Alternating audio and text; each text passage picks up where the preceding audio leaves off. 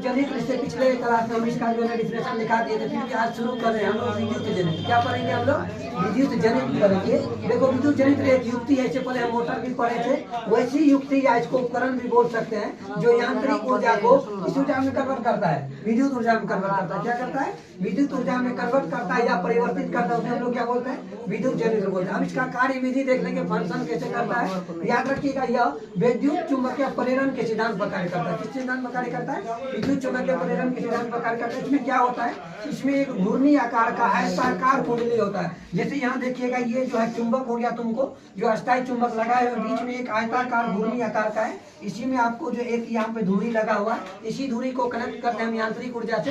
यही यांत्रिक ऊर्जा को क्या करता है? विद्युत ऊर्जा में कन्वर्ट करता है। इसको हम फंक्शन में क्या क्या लिखना है, देखो इसमें एक घूर्णी आकार का आयताकार जो है कुंडली होता है, जिसे किसी अस्थायी चुंबक होता है, वैसा चुंबक जिसको में हमेशा के लिए अस्थायी चुंबक का गुण हो। और अस्थायी चुंबक होता है कुछ देर के बाद उसमें क्या होता है? चुंबक का गुण खत्म हो सकता है। अस्थायी चुंबक को ध्रुवों के बीच रखा जाता है। तो रखे जाने के बाद कुंडली के बाहरी सिरा, कुंडली का जो बाहरी सिरा होता है उसमें एक ब्रश लगा हुआ रहता है। दो वलय होता है, वलय मतलब रिंग टाइप से होता है, गोलाकार रिंग लगा हुआ रहता है। दोनों दो वलय लगे होते हैं, दोनों वलय है यहाँ पे, दोनों वलयों से एक एक ब्रश लगा हुआ रहता है, चालक ब्रश, जिससे हम लोग क्या करते हैं? कंडक्टर को ऐड करके हम लोग उससे करंट को प्रभावित करते हैं। चालक ब्रश लगा हुआ रहता है। कुंडली के भीतरी हिस्से से एक धुरी, मान ली कुंडली जो है, ये मान ली कुंडली या भीतरी हिस्सा का जो इंटरनल पार्ट होता है, उसमें क्या लगा रहता है? एक धुरी जो जुड़ी रहती है। उसी धुरी से हम लोग क्या करते हैं? धुरी जुड़ी हुई रहती है,